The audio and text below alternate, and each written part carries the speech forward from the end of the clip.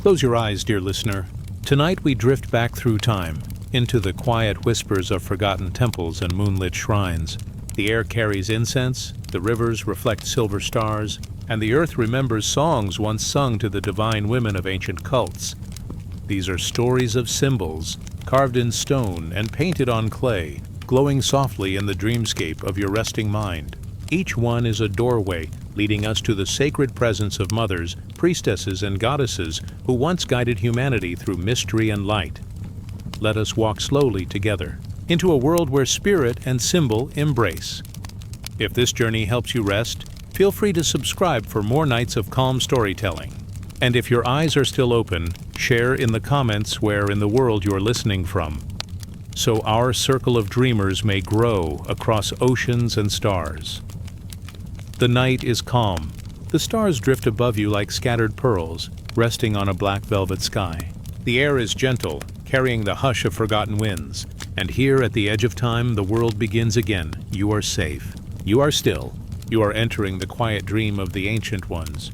Long before the temples, before the carved pillars, before the painted ceilings of kings and gods, there were hands. Human hands.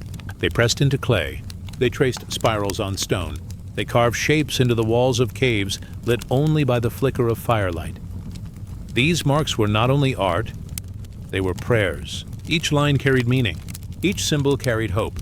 And many of them told stories of the sacred feminine, the divine presence of life itself. The people looked to the earth, the moon, and the waters. They felt the rhythms of birth and death. They watched seeds fall, sprout, and grow again. And in these mysteries they saw the figure of the woman. She was mother. She was womb. She was the eternal source. Imagine now a small village in the deep cradle of time. The night is warm. A fire burns softly in the center. Around it, shadows move, rising and falling with the flames. An elder holds a piece of wet clay. The clay is cool, smelling of riverbanks and rain. With slow hands, the elder shapes it. Fingers press gently, rounding a figure. It is a woman. Wide hips, curved belly, small arms, a full body of life. Not detailed, not sharp, but clear. It is the image of the mother. This little figure, held close to the fire, glows red in the flickering light. It is not only sculpture. It is symbol. It is hope that life will continue, that the earth will provide, that the cycle will turn again. In caves across the ancient world, these shapes are found. Tiny figurines of women, some with swollen bellies ready to give birth, some with carved patterns of spirals or dots, each one a prayer for abundance, for fertility, for survival. The people did not speak of theology. They did not argue of laws. They simply lived close to the land, close to the seasons, close to the mystery of being alive. And they marked that mystery with sacred signs, the first sacred symbols. You drift now into one of those caves. It is cool, the air damp with stone. Torches flicker on the walls. And there, painted in ochre and black, are spirals, circles, and lines. The circle glows softly. It is endless, without beginning or end. It speaks of the womb, of the moon, of the turning seasons. It whispers of life's eternal return. The spiral winds inward and outward. It is the breath. It is the river's curve. It is the path of the stars as they circle above. Each symbol is a doorway. Each symbol is a song without sound. The people of that time did not write words. They spoke in images, and the images were alive. When they carved the sun, they felt its warmth on their skin. When they painted the moon, they remembered nights of calm silver light. When they shaped the woman, they honored their mothers, their grandmothers, the ones who had given life. It was all simple. It was all sacred. It was all connected. Rest now and feel the rhythm of that ancient life. The sound of water dripping inside the cave, the gentle crack of fire, the slow breathing of people resting together. All around you are symbols, circles, spirals, hands pressed into walls, leaving their mark. Not to say I was here, but to say life flows here, spirit flows here. Across the plains, across deserts, across forests, these same shapes appeared. It was as if humanity shared one dream. From Europe to Africa, from Asia to the islands of the sea, the symbols returned again and again. The spiral, the circle, the woman, they became universal prayers, silent yet full of power. As you drift deeper, you see a group of women gathered by a river. The river moves slow, carrying stars on its surface. They wash their hands, their faces, their hair. Then they draw in the wet sand. One traces a spiral with her finger. Another draws a crescent moon. Another presses her palm flat into the mud, leaving her handprint. Each gesture is soft. Each symbol is alive. When the river rises, it will wash the drawings away. But that does not matter. The meaning lingers in the heart. The prayer continues. The divine feminine was not only in statues and carvings, it was in the cycles of nature, the swelling of rivers in spring, the ripening of fruit, the full moon shining over silent fields. Everywhere signs of her presence appeared, and people listened. They honored. They remembered. Symbols became bridges between the seen and unseen. They told stories without words. They guided the people without rules. They opened the spirit without fear. When one looked upon the carved figure of the mother, one remembered love. When one touched the spiral, one remembered the journey of life. When one drew a circle, one remembered eternity. The dawn of sacred symbols was not sudden. It was slow. It was gentle, like the rising of the sun, spreading light little by little over the horizon. Rest now. Imagine the first sunrise on earth. The sky glows pale. The land is quiet. A figure carved from stone rests near a fire. Her body is simple yet full of meaning. Her shape holds the secret of all life, and as the sun climbs higher, its golden light falls upon her form. It shines as if to say, "The sacred lives here. The sacred lives in you. The sacred lives in all things." Softly, the story flows back into silence. The cave grows dark. The fire fades. The river runs on. The symbols remain, etched into the stone of memory. The dawn has passed, but the light of those first sacred marks still glows in the dream of humanity. You may rest in that glow. You may breathe in that calm. And as the night deepens, let the ancient symbols guide you inward. Toward peace, toward safety, toward sleep. Close your eyes. The circle turns. The spiral flows. The mother holds you in silence. Now drift onward, into rest, into dream, into the eternal dawn.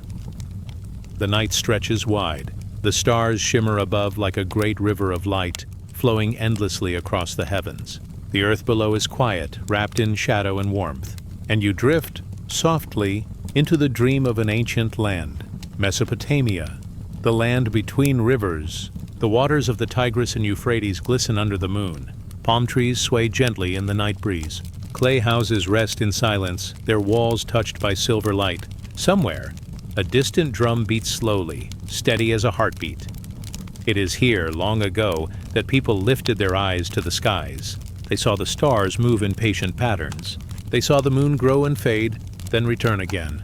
They saw rivers rise and fall, fields bloom and die, and life return with the seasons. And in all these rhythms, they felt the presence of the divine feminine. She was Inanna. She was Ishtar. She was the mother of all life. The people told her stories in whispers, in hymns, in carved tablets pressed with reed. Her name changed from city to city, but her essence was the same. She was birth. She was love. She was war. She was the morning star and the evening star, both tender and fierce. Imagine a temple in Uruk, one of the first cities of the world. The air is scented with burning incense. The walls glow with torchlight. At the center stands her statue, carved from stone, her eyes inlaid with shining shell. She looks out into the world, calm yet powerful. Offerings of bread and wine are placed before her. Fresh flowers, bowls of dates and honey. The people bow low, their heads nearly touching the ground. For she is more than goddess. She is the very cycle of life itself. Inanna's symbols shimmer in dream. The lion, strong and fierce, standing at her side. The star with 8 rays glowing above her head. The planet Venus, bright in the sky, her celestial form. At dawn she rises as the morning star, radiant and new. At dusk she returns as the evening star, guiding travelers through the dark. Each day, each night, she reminds the people of her endless presence. The lion speaks of her strength. The star speaks of her light. The planet speaks of her eternal dance between heaven and earth. Close your eyes and feel her story unfold. Inanna was not only mother of love and fertility, she was also warrior, queen of the skies. In battle, her voice was like thunder. Her power was unshaken. And yet, in the quiet of the fields, she blessed seeds to grow, women to bear children, lovers to find joy in one another's arms, love and war, creation and destruction. The people did not separate these forces. They saw them as one, held together in her being. For the mother of all life gave, and the mother of all life could also take away. One story tells of her descent, a tale of her journey into the underworld. Inanna, queen of heaven, chose to visit the realm of her sister, Ereshkigal, queen of the dead. To enter, she passed through 7 gates. At each gate, something was taken from her: her crown of stars, her necklace of beads, her scepter, her robe. Piece by piece, she was stripped bare, until at last she stood naked before her sister, vulnerable, silent, still divine, yet emptied of all symbols. This descent was not only her story, it was the story of the soul, a journey into shadow, a surrender to silence, a reminder that even the mother of all life must rest in the dark before she returns again.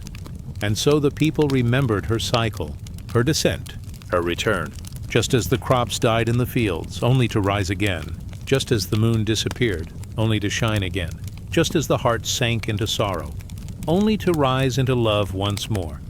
Now, picture the quiet fields outside the city. The soil is rich, dark as night. Farmers bend low, planting seeds into the earth. They whisper small prayers to Inanna, to Ishtar, asking her to bless the harvest. The seeds vanish beneath the soil. Yet the people trust, for they know the Mother of Life will bring them forth again. The rivers glisten in the distance, carrying water to the fields. The sun rises slowly, lighting the land in gold. And somewhere in the city temple, the priestesses sing hymns to the goddess, their voices like gentle streams. Ishtar was also known as the goddess of love. Her temples were places of music, dance, and devotion. Drums echoed through the night. Hymns rose like fragrant smoke into the sky. Couples offered prayers for fertility. Travelers sought her blessing before long journeys. Kings knelt before her, asking for victory in war. She held all hearts, from the poorest farmer to the mightiest ruler. For everyone was her child. Everyone belonged to her embrace. Her love was not simple sweetness. It was fierce, deep, consuming like fire. But within that fire, there was renewal, a flame that burned away fear, leaving only life. Listen now, as if a hymn drifts across the centuries. Inanna, radiant one, Lady of Heaven, your light rises over the mountains, your glory shines upon the rivers. Bless the seed, bless the womb, bless the hands of those who toil. You are the mother of all life. The words fall soft as rain, each syllable a prayer, each sound a promise. As night deepens, the stars brighten. Venus shines low on the horizon, bright and steady. Travelers pause on desert paths to gaze at it. They whisper her name into the wind. They trust that she guides them, even through darkness. The lion sleeps at her side. The 8-pointed star glows on her temple walls. The fire of devotion continues, century after century. Inanna, Ishtar, 2 names, 1 essence, the mother of creation, the mother of love, the mother of war. She was the balance of opposites.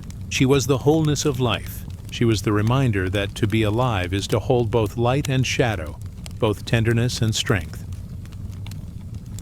You drift now through a Mesopotamian night. The air is warm. The scent of date palms drifts softly. A temple bell rings in the distance, deep and low. It echoes through the city streets, through the fields, across the riverbanks. The people sleep, their dreams touched by her presence, their lives held by her symbols. The morning star waits to rise again. The mother of all life continues. Her cycle does not end. The rivers still flow. The stars still turn.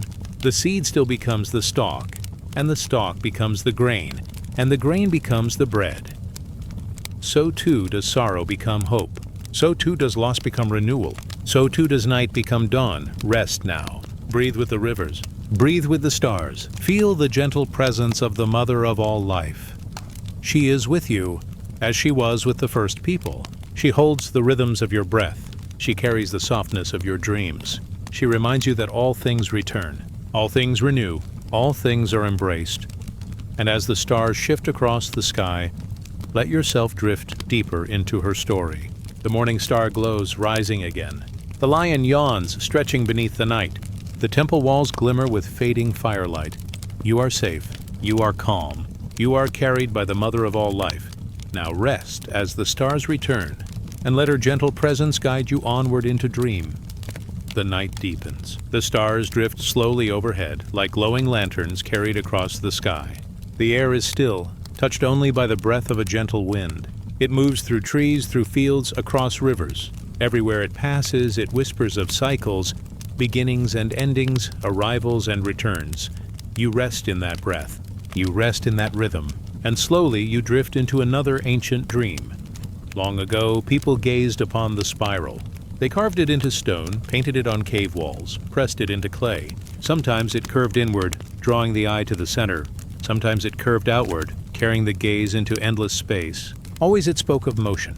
Always it spoke of return. The spiral was more than decoration. It was a prayer, a map, a reminder that life moves in circles, not in straight lines. It bends, it curves, it flows, just like rivers and stars. And so the spiral became a sacred sign, carried in temples, in tombs, in the hearts of women who guided birth and held vigil in death. Imagine now a great tomb of stone. Its entrance faces the rising sun. When dawn comes on the longest day, light streams through the passage and falls upon carved spirals etched into the walls. The lines glow softly in the golden light. The people gather in silence, watching as the spiral shines. For them, it is not only stone. It is a doorway. The spiral shows the path of the soul. Inward through birth, through life, through death. Outward through memory, through spirit, into the unseen world. It is not an ending, but a turning. Not a wall, but a passage. Close your eyes and drift into the spiral's shape. See how it curves inward, as though leading you to a secret chamber.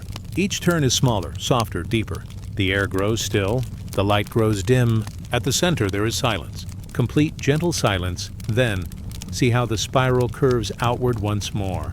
Each turn widens. Each step brings light again. At the edge, you emerge into openness, into sky, into stars. This is the teaching of the spiral, that life is not broken by death, that the soul returns renewed, that every ending holds a new beginning. In many lands, women were the keepers of this wisdom. Mothers, midwives, priestesses, they tended to birth with gentle hands. They tended to the dying with the same soft care. They knew the spiral well. They saw it in the womb, in the seasons, in the skies. A child entered the spiral at birth, moving outward into life. An elder entered the spiral at death, moving inward toward silence. And both paths, inward and outward, were held within the same sacred curve. So the spiral became a symbol of woman's wisdom, the wisdom of beginnings, the wisdom of endings, the wisdom of what lies beyond. Picture a gathering in an ancient temple. Torches flicker on the stone walls. A circle of women sit in silence. In the center lies a shallow bowl filled with water. On its surface, flowers drift gently, their petals touching the light.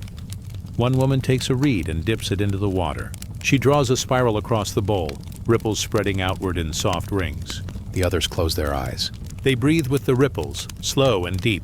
The spiral expands, then fades, and in that fading, they remember the truth of all things, that nothing lasts forever, that nothing truly ends, that all things move, return, and begin again.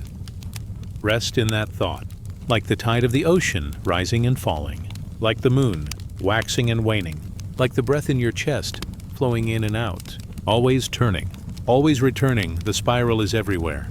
In the curl of a seashell, in the unfurling of a fern, in the galaxies above, their arms stretching wide into space.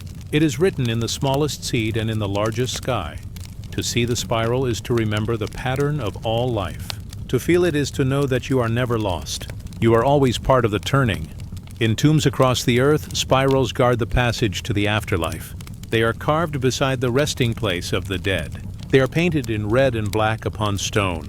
They are drawn with care, as if to guide the soul onward. For the spiral is a path. It does not stop at the center. It does not stop at the edge. It keeps moving. It carries the spirit from one world to the next. And those who stayed behind, the family, the community, looked upon the spiral and felt comfort. They knew their loved one had not vanished. They had simply walked deeper into the sacred curve. Now drift into the vision of a hillside at dusk. The air is cool. The sun sinks low, leaving a trail of amber light across the land. On the slope lies a great stone, its surface carved with spirals. Some are large, some small, woven together like rivers meeting. The people gather before it. They touch the carvings with their hands. They trace the curves slowly, reverently, as if following the journey of the soul with their fingers. Children run their palms over the spirals, learning the patterns of their ancestors. Elders rest their hands there, remembering those who came before. The stone holds the memory of generations. It whispers through its lines, all life flows, all life returns. Women carried this knowledge in story and song. They sang of the spiral as womb and tomb, as gateway and return. Their voices rose like wind in the reeds, soft and haunting. Come forth, they sang to the newborn child. Rest well, they sang to the departing elder. Turn, turn, they sang to the living, for the path is never straight. The path is always round. The spiral was not feared. It was loved. It was trusted. It was the gentle truth that gave comfort when sorrow came and gave meaning when joy arrived. For what is joy but the turning outward of the spiral? And what is sorrow but the turning inward? Both belong. Both are sacred. Both are part of the curve. Now rest in the rhythm of the spiral. Feel it in your breath. In, out. In, out. Each breath a turn. Inward. Each breath a turn outward. Each breath a reminder of life's flow. The spiral is within you. It is your heartbeat. It is your memory. It is your future. As the night deepens, you see the spiral again. This time it is made of stars. The Milky Way stretches across the sky, arms curving in great gentle sweeps. Galaxies turn far away, each one a spiral of light. The same shape carved into tombs is carved in the heavens. The same shape drawn by women in sand and clay is drawn in the sky by countless suns. The same pattern that holds your breath, your life, your soul, holds the universe itself, and so you rest. And so you belong. The spiral is the passage of birth. The spiral is the passage of death. Both are one journey. Both are one return. At the center is silence. At the edge is light, and always, the curve carries you forward. Sleep now. The spiral holds you. The spiral guides you. The spiral cradles you in its endless turning. Drift inward into silence. Drift outward into dream. Now rest as the stars return, and let the spiral of birth and death carry you softly onward. The night is wide and deep. The moon drifts slowly above the desert sands, silver light pouring across the dunes like water. In the distance, a river glimmers, the Nile, dark and endless, flowing quietly beneath the stars. The air is cool. The world is hushed, and within this stillness a story begins to stir. It is the story of wings, the wings of Isis, wings spread wide in shelter and in blessing, wings that comfort the weary, guide the lost, and heal the broken. Close your eyes and imagine a great temple. Its walls are high, carved with ancient signs. Torches flicker in their stone holders, casting a golden glow across painted figures. At the far end of the hall, a tall statue rises, a woman of calm power, her head crowned with a throne. Her arms are stretched outward, and from her shoulders wide wings curve like the horizon, feathers fanned in protective embrace.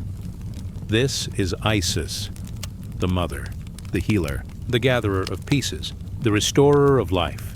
Her story is old, older than the stones of the temple, older than the carvings upon its walls. It is told in whispers of river and wind, in chants of priestess and song. It is the tale of devotion, of loss and return, of love so patient it becomes eternal. Isis is remembered most for her wings. But wings are not only feathers. They are more than the flight of birds. They are the sweep of the sky itself, the wide arms of protection, the gentle breath that carries life from one place to another. And when Isis opens her wings, she is not only a goddess, she is night and day, she is rest and renewal. She is the soft turning of sorrow into peace. The myth tells of Osiris, her beloved. He was king, bringer of order and harvest, yet he was struck down by his brother, his body broken and scattered. The world fell into grief. The earth turned barren, the air grew heavy, but Isis did not surrender to despair. With patience like the river, she searched. Through marsh and field, through city and desert, she sought the pieces of Osiris. She gathered them one by one, as a mother gathers her child. She held them close, with devotion steady and unbroken. When at last she had brought him together, she spread her wings wide. She bent low over him, feathers brushing the earth. She whispered life into his stillness, and the breath of her wings awakened him. Though Osiris would not remain in the world of the living, he would rise as Lord of the underworld, eternal and just. And through their union, their son Horus was born, a light of hope, a promise of renewal. This is why Isis is called the healer, not only of wounds but of spirit. She does not erase pain. She gathers it. She does not deny loss. She transforms it. Now drift deeper into her wings. See them spread across the night sky, each feather touched by starlight. The sound of their movement is softer than the hush of reeds in the river breeze. They fold around you like a blanket of air and silence. They rest upon you like cool water upon heated skin. Isis carries many names: Mother of Magic, Lady of the Throne, she who knows the names of all things. But tonight she is the one who heals. She comes not with fire or storm, but with stillness. Her gift is rest. Her blessing is wholeness. In the old temples, priests and priestesses would sing her hymns. Their voices rose like smoke into the dark. They sang of her wings, calling upon them to shield the sick, to calm the troubled, to comfort the sorrowing. Spread your feathers, they would chant, over the one who suffers. Cover them in shade. Let your breath restore them. Let your wings renew their soul. The sound of the hymns filled the halls like a gentle tide. Those who listened felt their hearts ease. Those who prayed felt their grief soften. For the wings of Isis were more than symbol. They were presence. They were felt in the air itself. Think now of the river Nile. Its waters flow in a long and endless spiral. Every year it rises. Every year it gives life to the land. The people said Isis guided its waters, carrying life upon her wings, spreading it across the fields. Every stalk of grain, every bloom of lotus, carried her blessing. And just as the Nile restored the earth, Isis restored the soul. When all seemed barren, she brought fertility. When all seemed lost, she brought return. When all seemed broken, she brought wholeness again. Close your eyes to her temple. See yourself lying beneath her wings. Her feathers arch over you, casting a shadow cool and safe. Her presence is soft, like a lullaby that drifts without words. Her gaze is calm, knowing every sorrow you carry, yet holding it gently, without judgment. Her wings move slowly, as though breathing. With each motion, a weight lifts from your spirit. With each whisper of feathered air, something heavy loosens and drifts away. You are gathered, as Osiris was gathered. You are restored, as he was restored. Not rushed, not forced. Simply held, simply mended, piece by piece. The wings of Isis are not only for gods and kings, they are for the weary traveler, for the mother in labor, for the child at rest, for the elder at the edge of life. Her feathers touch all who need comfort, all who seek peace. In old images she is shown kneeling, wings spread wide, always near the dead, always near the living, always present at the threshold between. For Isis knows both sides of the veil. She walks in both worlds, and with her wings she bridges them. Let the wings carry you now. Outward like the river flowing, inward like the breath of sleep. Her feathers hold no weight. They hold only ease, drift in their embrace. The desert night is still. The stars shimmer above the Nile. And Isis is there, a guardian in silence, her wings unfolding across the sky. The story tells that she was skilled in magic. She knew the secret names of the divine. She spoke words that mended, herbs that soothed, charms that calmed. But more than her spells, it was her presence that healed. For the truest magic is gentleness. The deepest power is care. And so the people called to her not only for miracles, but for comfort. They placed amulets of her wings upon their children. They painted her image above their doors. They carried her symbol when they traveled far, trusting her feathers to shield them from harm. Now picture the wings again. They are not only feathers of bird, they are layers of twilight. They are ripples of river. They are petals of lotus unfolding in the night. They are clouds drifting slowly across the moon. Every image of softness belongs to them. Every curve of calm is their shape. Every whisper of peace is their sound. And you, lying still, are beneath them, safe, enfolded, at rest.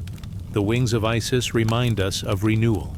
Not the sharp renewal of fire or storm, but the quiet return of wholeness, like a broken pot mended with care, like a field that grows green after flood, like a heart that learns to beat gently again. She does not erase what has been. She gathers it. She does not command. She holds. She does not rush. She waits. And in her waiting, life stirs. The desert night grows darker now. The moon lowers. The stars drift like small fires across the sky. The river whispers on, and Isis remains, her wings still spread. One feather falls, drifting slowly through the night air. It turns gently, softly, until it rests upon the sand. And where it falls, the earth grows calm, so too her wings rest upon you. One feather at a time, one breath at a time, gathering what is broken, restoring what is weary, healing what is hidden. Listen to the silence of the temple. Listen to the stillness of the night.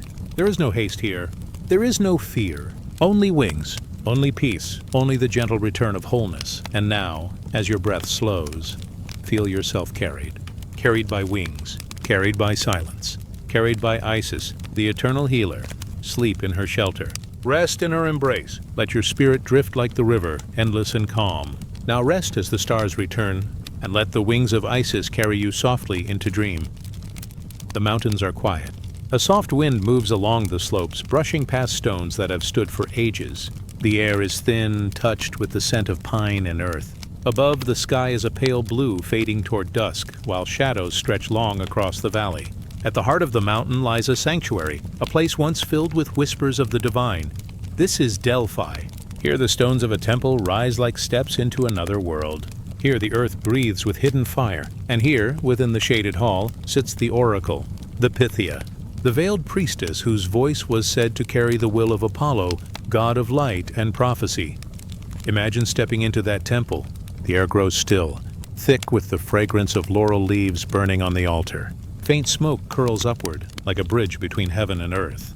Torches flicker, their flames bending gently in the drafts of ancient stone. The hall is wide, but the silence makes it feel deeper than the sky. At the far end, a figure rests upon a simple tripod seat. Her head is bowed.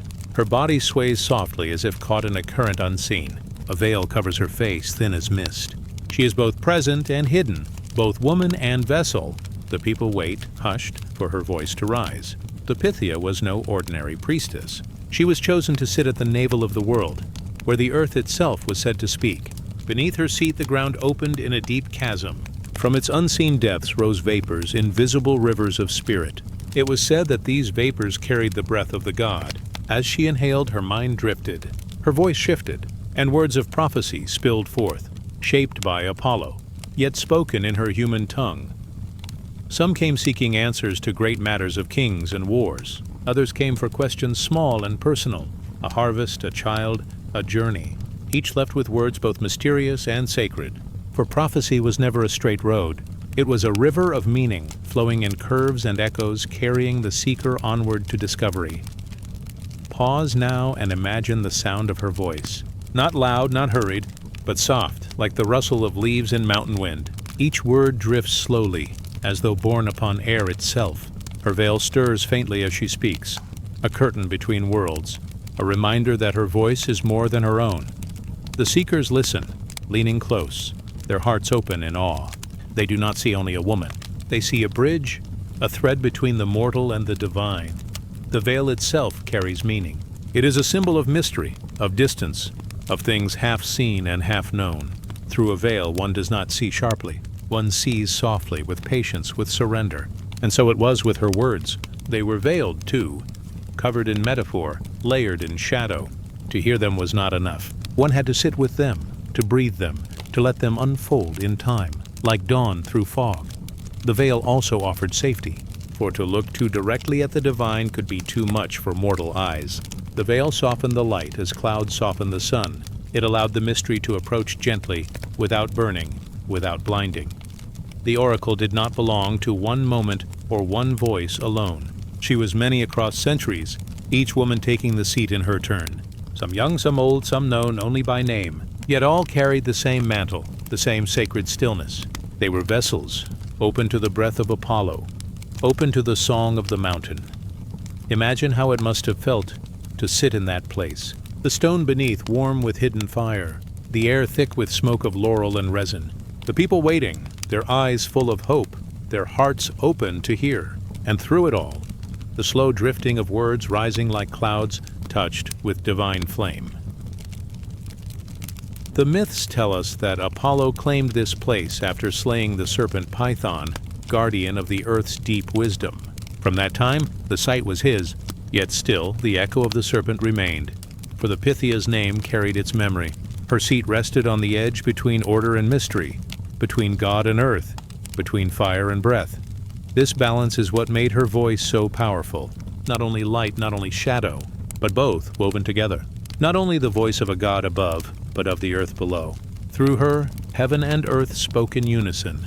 For the seekers, it was not only the words they carried away. It was the silence around them, the sense of having touched something greater, something timeless, they left with a feeling like mist upon skin, a reminder that mystery surrounds all things, that the world is more than what is seen, that every path is touched by hidden breath. And so Delphi became more than a place, it became a symbol, a reminder that guidance comes not always in clarity, but in whispers veiled. That wisdom is not a straight flame, but a shifting light, dancing like fire upon stone. Now rest in that temple. See yourself sitting quietly on the cool marble floor. Torches flicker, shadows bending against carved walls. You hear the faint crackle of laurel burning, the soft rustle of fabric as the oracle moves. Her veil glimmers faintly in the firelight like fog across moonlit hills. Her voice drifts toward you, gentle and low. You cannot hold each word. They pass like water, flowing through your hands. But you feel their presence, deep and steady, like the current beneath a river's surface. You do not need to understand. You need only to rest. The veil of the oracle teaches patience.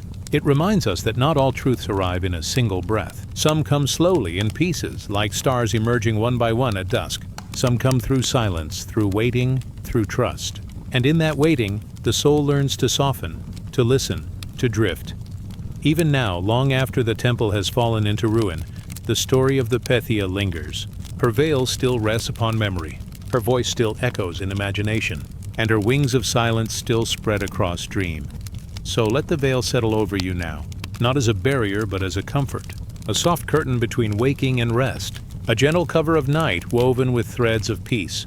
Through this veil, the world dims. The fire grows softer, the air grows still, the voice of the oracle fades into silence, and you, like the seekers of old, feel yourself carried by mystery, lulled into calm. The mountain night deepens. The sky above fills with stars. The temple stands quiet, its stones breathing with ancient memory. The veil of the oracle rests upon the earth, upon the air, upon your soul. And within its embrace all is safe, all is calm, all is at rest. So let us drift onward, beyond the temple, beyond the veil, into the wide silence of sleep. Beneath the hush of night, where the stars lean low and the moon hangs as a silver lantern, there lies an island wrapped in timeless sea. Its name is Crete, ancient and eternal, kissed by tides and sung to by the wind.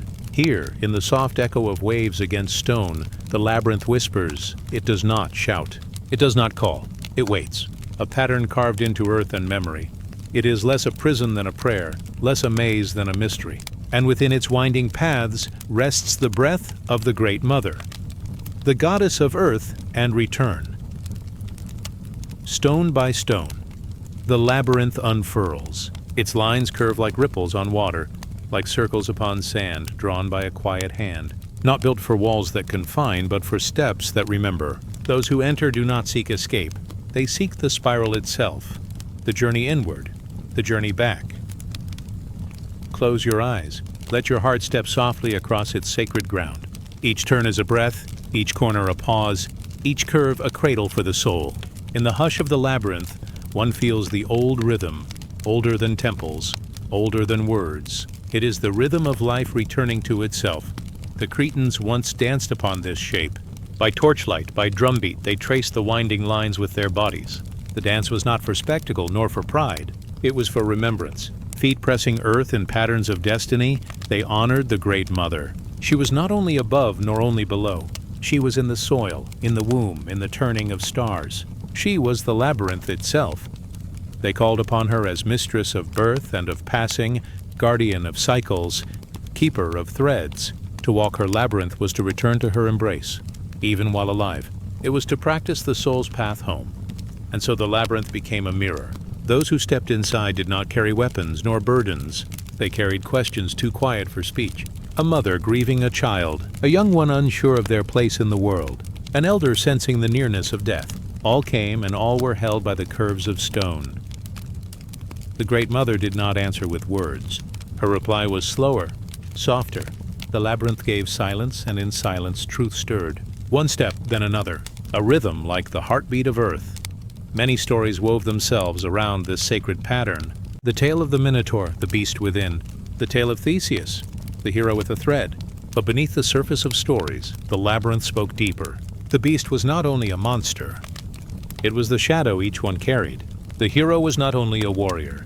He was the seeker of center, the walker who dares to descend. And the thread, always the thread, was the memory of the goddess, the cord of return, spun by a woman's hand, for it was Ariadne who offered it, the daughter of Crete. Her thread was not trickery nor mere tool, it was the gift of remembrance. It said, no matter how deep you wander, there is a way back, and that way is love. Close your eyes now and feel the thread. Thin as breath, golden as dawn, it lies across your palm. You carry it without effort. It does not weigh you down. It waits to lead you back, whenever you are ready. So you step inward. The labyrinth curves. The walls seem to breathe. Stone grows softer like the inside of a womb. The air is scented with earth, damp yet kind. Above, a small circle of sky glimmers faintly, as if stars themselves lean down to watch. You do not rush. You drift.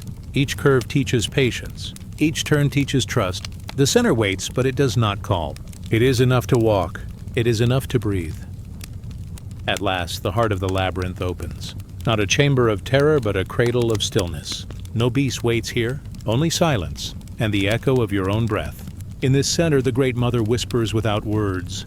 She does not command. She does not judge. She simply gathers. Her presence feels like arms around your shoulders, like water over dry lips, like soil beneath bare feet. Here you remember you are not lost. You are never lost. The spiral always returns. Stay here a while. Let the stillness press gently upon you. Your heartbeat slows. Your breath softens. Time itself loosens its hold. All things are folded back into the Great Mother's lap. Pain is softened. Fear dissolves. Even longing rests, like a child lulled into sleep. When you are ready, you turn again. The thread is still warm in your hand. Step by step, you follow its glow. Not hurried, not afraid. The path leads outward, the way it once led in. Each turn unwinds the soul. Each curve is release. You do not return the same as you entered.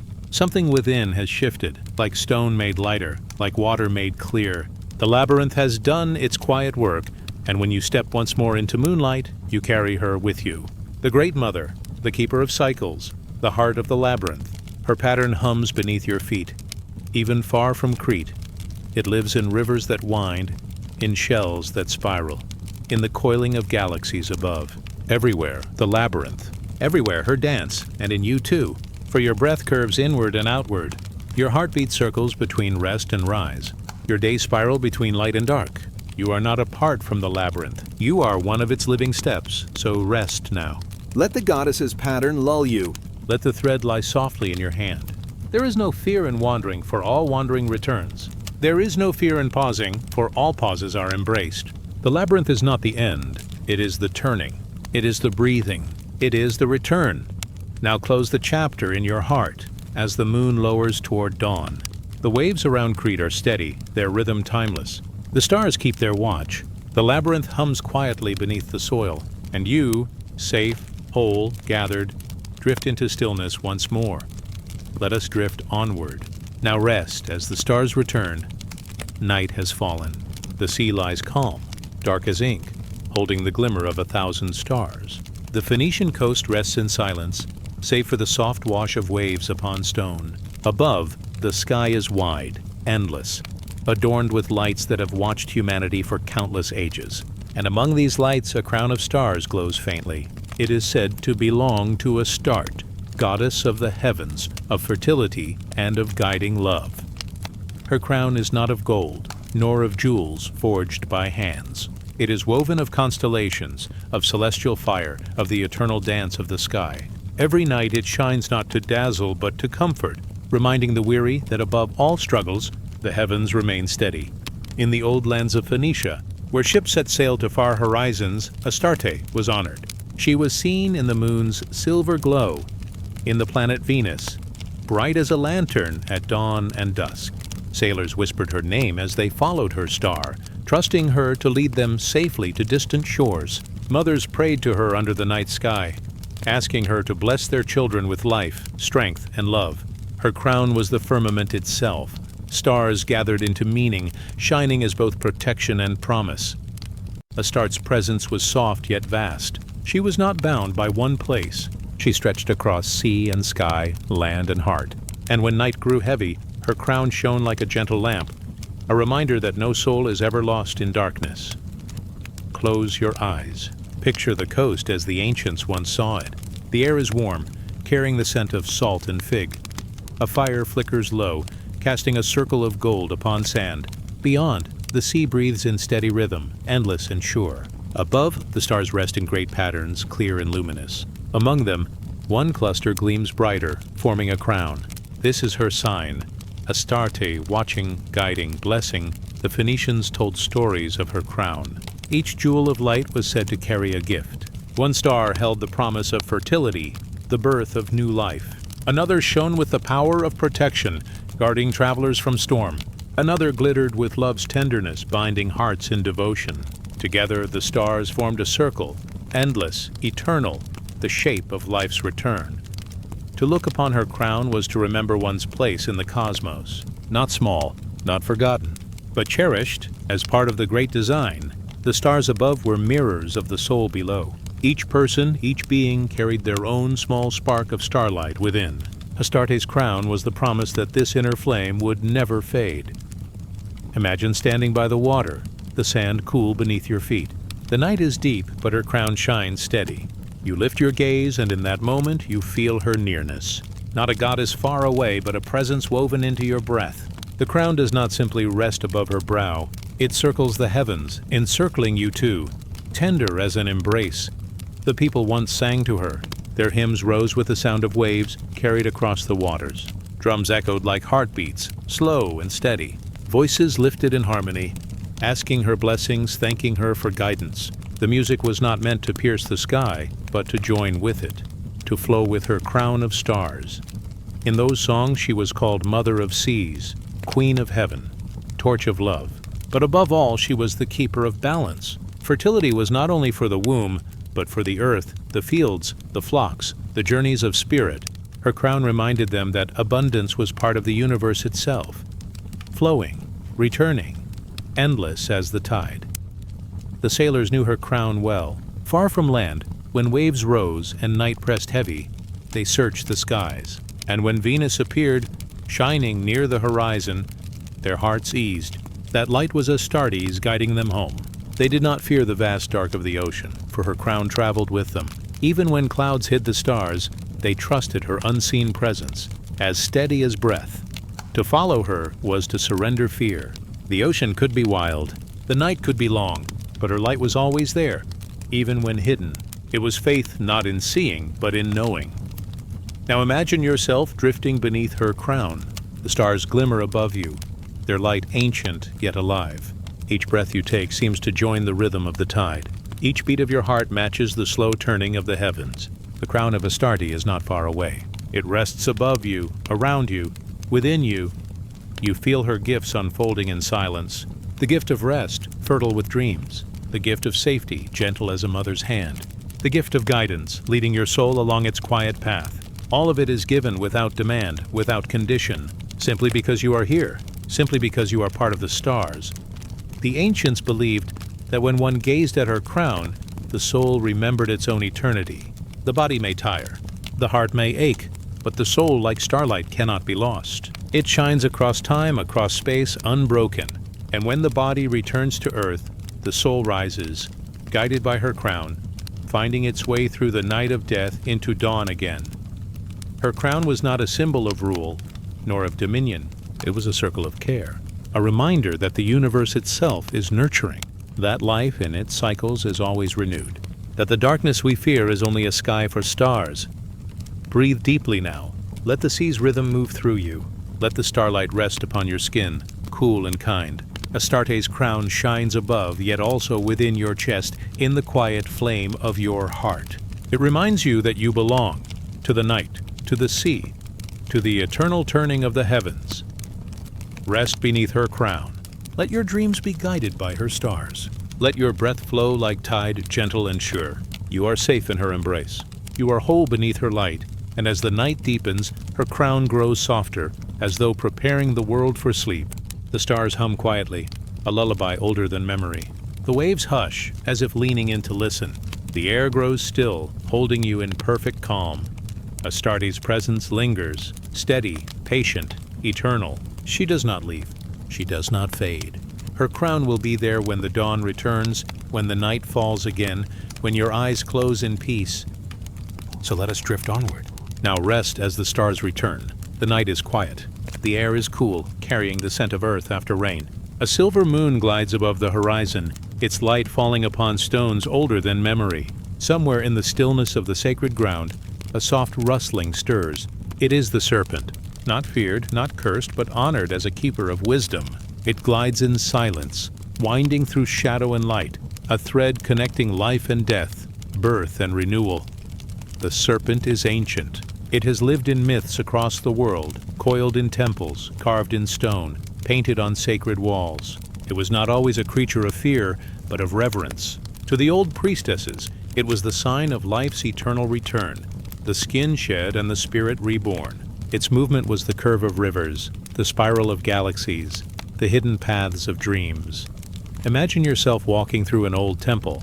The air is thick with incense, warm and sweet, curling like smoke from unseen fires. Faint light trembles against the walls where carvings tell stories of the world's beginning. And there along the stone you see them, serpents winding in patterns, their bodies flowing like rivers. They are not enemies here. They are guardians, guides, keepers of mysteries too deep for words. In the hands of the priestesses, serpents became sacred tools. They were lifted high during rites of renewal, their glistening forms shining beneath torchlight. To hold a serpent was to hold the living bridge between earth and sky. Its body touched the soil, yet its eyes glittered with the same light as stars. In its silent glide, the people saw the passage of souls, leaving, returning, never-ending. The serpent was also the healer. To shed its skin was to reveal the truth of transformation. What seems like an ending is only the beginning in disguise. What seems lost may simply be waiting to return in new form. The ancient priestesses knew this, and so the serpent became their emblem. It whispered of cycles, of change that was never final, of death that was only another birth. Close your eyes and imagine the sound of a serpent moving across the temple floor. It is not harsh. It is soft, like cloth brushed across stone. It moves with patience, unhurried, as if it knows time is endless. With each curve, it draws invisible symbols, circles within circles, mysteries too delicate to be spoken aloud. The people believed those who listened could hear its wisdom, not in words but in rhythms. The serpent spoke in silence, in motion, in the language of cycles. It taught that to resist change was to break, but to move with it was to live. In Egypt, the serpent coiled upon the crowns of queens and gods. It was the uraeus, the fiery protector, rising from the brow to strike at danger. It was also the sign of life's unending force, guarding the mystery of rebirth. In temples of Isis, priestesses held serpents close, seeing in them the same eternal power the goddess herself carried. In Crete, the Great Mother was painted with serpents in her hands, arms outstretched in quiet command. The serpents twined up her arms alive with hidden meaning. They were her companions, her symbols of fertility, her reminders that life is never still. Each curve of their body echoed the labyrinth, the hidden dance of destiny. And in Greece, the serpent came to the staff of Asclepius, god of healing. Still today, it winds around the rod of medicine, reminding us that the power to heal lies not in resistance, but in transformation. The serpent sheds, the body recovers, the soul begins again. Now picture yourself lying beneath a tree, its roots deep, its branches high. The night air hums softly. From the roots, a serpent emerges, its scales shining faintly like moonlit water. It does not strike. It simply rests near you, curling into a circle, its tail touching its mouth. This is the Ouroboros, the serpent that eats its own tail. A circle without beginning or end. A symbol of eternity, of the cycle that holds us all. The Ouroboros was carved into tombs, drawn upon sacred texts, whispered of by sages. It reminded the soul that life is never broken, only turning. Each ending feeds a new beginning. Each loss becomes the root of future life. The serpent's circle was the universe itself, breathing in, breathing out.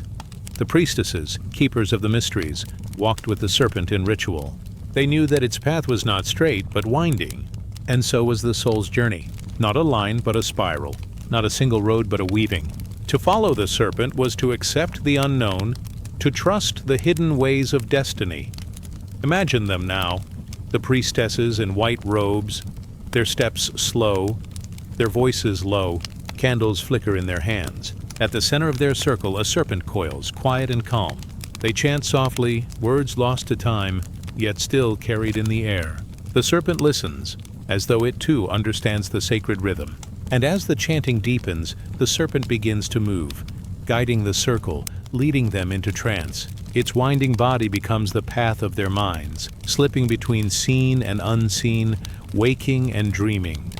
The serpent is also desire, the hidden fire within. It is the pulse of life, coiled at the base of the spine, waiting to rise. In later teachings, it was called Kundalini, the serpent energy, sleeping until awakened. When it rises, it winds upward, touching each point of light within the body, until it blossoms in the crown. It is not a danger, but a gift, the life force moving through every living being, the spark that connects body and spirit. Close your eyes. Feel the serpent's slow climb within. It does not rush. It rises gently, like smoke, like breath, like dawn spreading across sky. It awakens not with fire, but with quiet light. Each curve brings renewal. Each rise brings peace. This is the wisdom the ancients knew, that life moves in waves, in spirals, in serpent paths unseen. And so the serpent became a teacher, not through speech, but through presence. Its path showed that wisdom is not a straight road. It bends, it circles, it returns. Like rivers winding through valleys, like stars circling in the heavens, like breath moving in and out. The serpent taught patience. The serpent taught renewal. The serpent taught that every fall is a beginning, every ending a seed. Now the temple grows quiet. The last candles burn low. The serpent curls into its resting place, folding into a circle once more. The priestesses lower their heads, their chants fading into silence. Outside, the stars shimmer faintly, as though mirroring the serpent's curves upon the sky. You rest as they once did. Beneath the watch of the serpent of wisdom, you feel its promise in your own breath, that all things turn, that all things renew, that even in darkness there is return. Breathe softly. Let the serpent coil around your dreams, not as a threat, but as a guide. It will carry you into renewal, into safety, into the gentle rhythm of the eternal.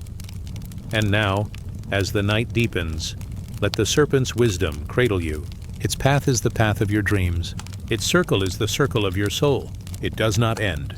It only turns, carrying you through worlds, through sleep, through the silent river of stars. Let us drift onward. Now rest as the stars return.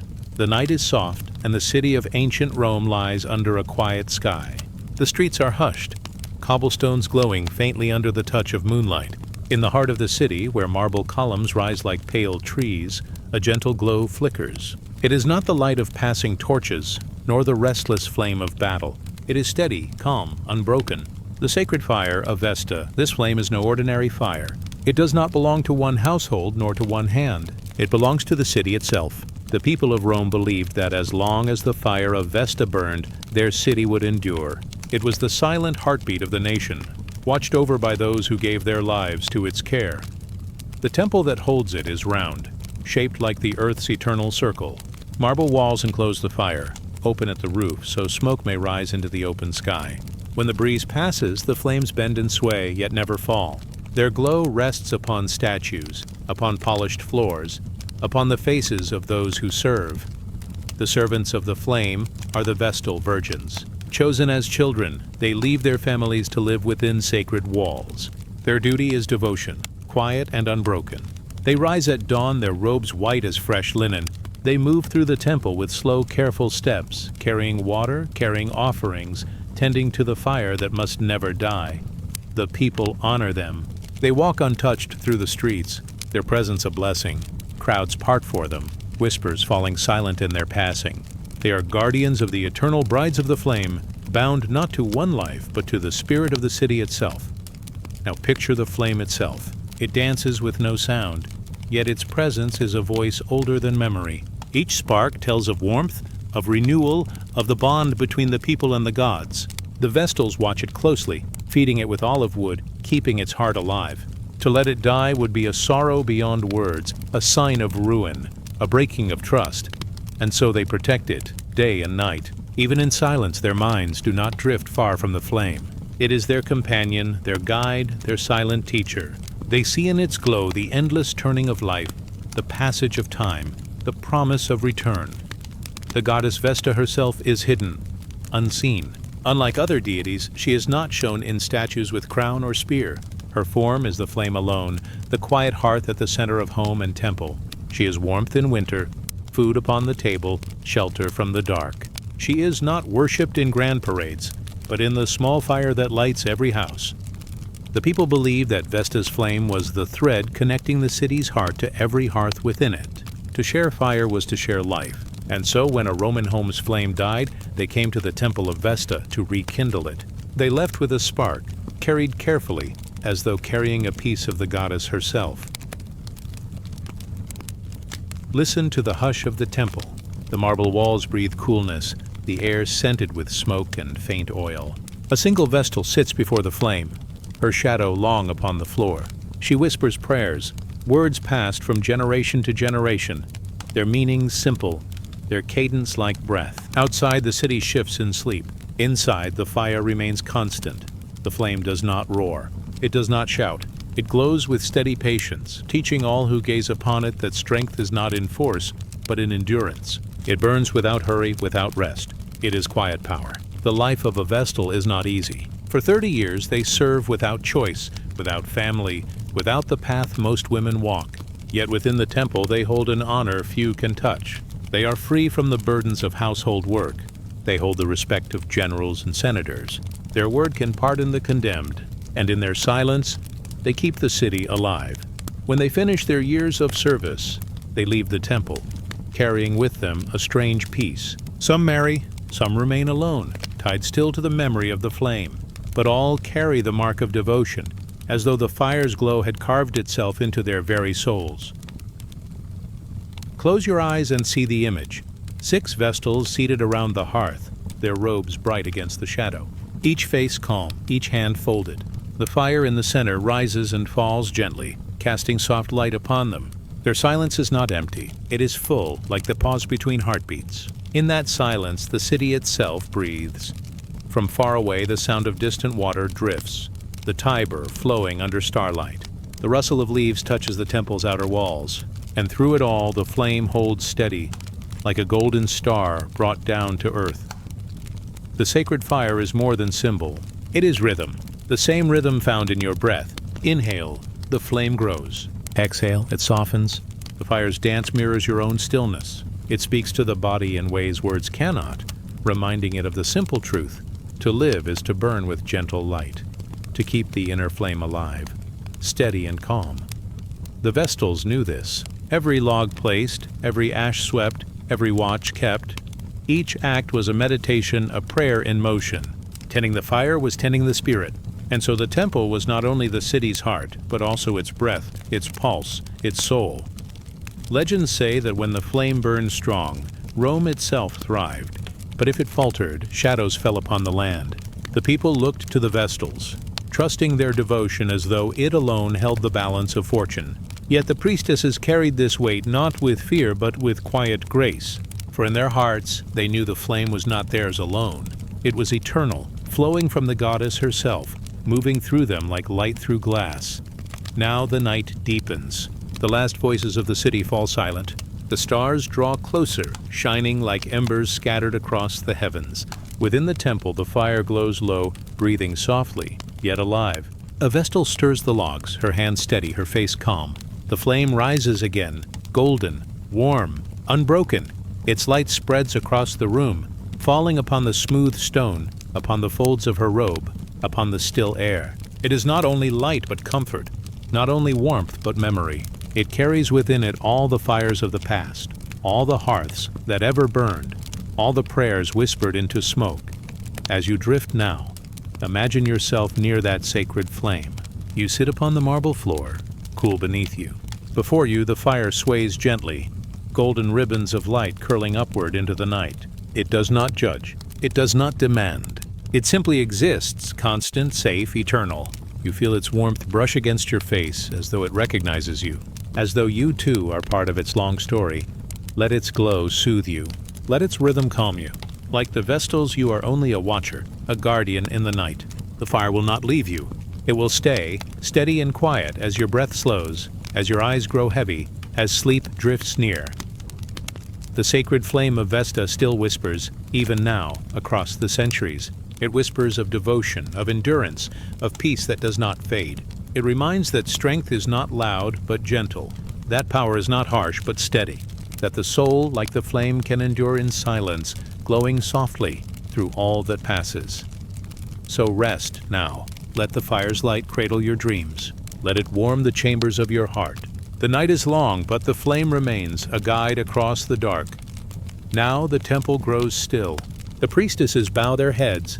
The fire hums quietly, alive in its own eternal rhythm. The city sleeps, and so may you. The flame will not fade. It will watch as the stars return. Let us drift onward. Let the sacred fire guide you deeper, deeper into gentle rest. The night opens gently. The sky spreads wide above, deep and endless, carrying a silver crescent upon its brow. Soft winds stir through the forest, carrying the perfume of pine and the cool breath of mountain streams. Shadows fall long and tender across the earth, not with fear, but with a quiet beauty. And in this stillness, the presence of Artemis lingers, radiant and serene. She is the huntress of the moon, the protector of wild things, the guardian of women and children. Her steps are silent, as though she floats rather than walks. Her bow rests against her shoulder, not as a weapon of war, but as a symbol of her bond with the untamed. Where she moves, deer lift their heads, ears alert, eyes calm. Wolves pause in their howling, not from fear, but from reverence. The very leaves seem to soften under her gaze. The Greeks told stories of Artemis not in temples alone, but in every grove, every spring, every glade where moonlight kissed the earth. She is not bound to stone or marble. She dwells in the breathing forest, in the silence between bird calls, in the silver path laid across dark rivers. Picture the forest of Artemis now. Tall oaks and cypress rise like pillars of a natural temple. The earth beneath is soft with moss, cool against bare feet. Overhead, branches weave together, catching the moonlight so it scatters into shimmering drops across the ground. In the distance, an owl calls, its voice slow and low, echoing through the night air. A stream flows nearby, its waters glimmering as though the stars themselves had fallen into its current. Here, the goddess moves unseen. She is the rustle of leaves, the quick flash of a stag's antlers, the hush of an arrow passing through air. Yet she is also the gentle comfort, the unseen hand that guards the innocent and keeps the balance of wild places. The Greeks saw Artemis as eternal youth. She did not age, did not bend to time's passing. Her face, like the moon, remained serene and ageless, carrying the glow of purity and freedom. She was sister to Apollo, the sun's bright light, yet her nature was different. Where Apollo brought order through shining clarity, Artemis brought mystery through gentle shadows. Together they were day and night, two halves of a harmony that kept the world in balance. She is not only the huntress, but also the midwife, the quiet presence beside women in times of birth. She was prayed to for safety, for protection, for calm strength when life entered the world. Her hands were steady, her gaze unshaken, and always the silver moon above seemed to echo her watchfulness, her promise that no one need walk alone. Close your eyes and see her crown of stars, not heavy gold nor jeweled diadem, but the silver curve of the crescent moon, resting lightly above her brow. It glows faintly, casting soft beams across her face. Her hair falls loose like night's veil, touched by moonlight. Her eyes, bright and calm, reflect the silver of the heavens. The ancients believed that when the moon was full, Artemis walked most closely among the forests. Her light guided travelers across lonely paths. Her glow offered peace to shepherds watching their flocks. Even the sea seemed gentler under her watch, the waves soft and slow, carrying sailors onward. In myths, Artemis could be stern, swift to defend her purity and the sanctity of her groves. But here, in the quiet of the forest, we feel only her softer face. She is protector, not punisher. She is guardian, not judge. The deer that drink from the stream trust her. The birds that rest upon the branches sing without fear. Even the stones along the path seem to shine with a subtle grace. She embodies the untouched wild, the part of the earth that remains free, unclaimed, eternal. To honor Artemis was to honor balance, to remember that the world is not only for human hands, but for all beings who share it. Listen now to the forest under moonlight. The sound of leaves like gentle whispers, the ripple of water, a lullaby without words. A deer steps softly, hooves pressing into moss. Each sound is small, yet together they weave a fabric of peace, carrying you deeper into stillness. Artemis herself is silence made living. She does not rush. She does not shout. She moves like a thought passing through the mind, light and without weight. In her presence, the world feels safe, balanced, whole. The ancients spoke of her nymphs, companions who danced under the moon. They laughed softly, their steps light upon the grass, their voices rising like the song of streams. They were the daughters of the forest, shadows of the goddess herself, moving in harmony with the wild. In their circle, one could forget the weight of time. Their dance was the dance of the moon's phases, the rhythm of nature's endless cycle of growth and return. Imagine them now, a circle of figures under the trees, their white garments glowing faintly. Their arms lifted, their feet moving in slow, graceful patterns. The forest watches quietly, as though even the trees join the dance. Artemis at the center shines brighter, her face serene beneath the crescent moon. Her myths often speak of animals. She is the mistress of deer, of hounds, of wild creatures. To walk with Artemis is to walk with them. The bark of a loyal hound echoes in the night, steady and sure. The soft tread of deer passes through the shadows, their eyes reflecting starlight. Even the wolf, fierce and restless, lowers its head in her presence, for she does not conquer the wild. She belongs to it as it belongs to her. In this way, she teaches a quiet truth, that humans too are part of nature's weave, not rulers over it, not separate from it, but threads in its vast eternal tapestry. Now imagine standing at the edge of a moonlit clearing. The trees open, revealing a wide field bathed in silver light. The grass sways softly, each blade tipped with dew that shines like small stars. At the center, Artemis stands, bow lowered, gaze lifted toward the sky. Her presence is calm, protective, eternal. The moon above rests in her crown, as though earth and sky have become one. You breathe in, and the air is cool, fresh with the scent of leaves. You breathe out, and the quiet settles deeper, softer within you. The world feels wide yet safe, infinite yet close. This is the gift of Artemis, to be in the wild, yet never alone. The moon drifts higher, shadows lengthen then soften. The stars wheel slowly, their light weaving with the silver glow of the crescent. The forest breathes in rhythm with your own. Every sound, every shimmer of light, feels like a gentle heartbeat, and Artemis remains, her face glowing softly, her form both near and far. She is protector, guide, and gentle flame in the night. She reminds the soul that even in darkness there is beauty, that even in solitude there is company, that every journey, no matter how quiet, is watched by unseen guardians. Her myths carry many voices, many tales, but here, in this forest of dream and moonlight, only her gentle side remains. She is not the stern goddess who punishes. She is the serene goddess who comforts. Her moonlight falls upon you like a blanket, soft, protective, kind. It cradles you like the glow of a hearth, like the warmth of safe arms. In this light, rest is not only possible, it is inevitable. Now, the night grows deeper. The stars are countless above, each one a quiet spark of eternity. The forest stills as though it too drifts into slumber. Only the soft ripple of water remains, a song that does not end. Artemis lowers her gaze, her eyes calm and filled with peace. Her silver bow gleams faintly, then fades into the shadows. Her face, moonlit and tender, seems to linger in your memory. Rest now, beneath her watch. Feel the cool glow of her presence, like silver mist upon your skin. Let the forest's silence guide you deeper. Let the moonlight soften your thoughts, smooth your breath, cradle your heart. Artemis remains, as she always has, protector of wild places, guardian of women and children, companion of all who walk beneath the stars. Her face shines in the moonlight, serene and eternal. It watches as you drift, slowly, safely, into dream. Now let us drift onward. The moon remains above, the forest calm around you. The goddess lingers, her presence like silver light upon water. Rest as the stars return. The night opens like a slow blossom. A gentle hush settles over the sea, and the world breathes in quiet rhythm. The stars glimmer above, patient and watchful, like lanterns hung across eternity. The moon, a pale crescent, leans softly over the horizon, pouring its silver light across the water. And in this calm space, the story of the mirror begins to take shape, a story not of vanity, but of reflection. It is a story of Aphrodite, the goddess of beauty, whose presence was said to calm storms and stir hearts, whose image was often captured not in stone, but in the rippling surface of the sea. The mirror of Aphrodite was not forged of metal, nor framed in gold. It was born from the waters themselves, a symbol of harmony between what lies outside and what blooms within. To look into this mirror was not to admire form alone, but to see the soul breathing beneath the skin.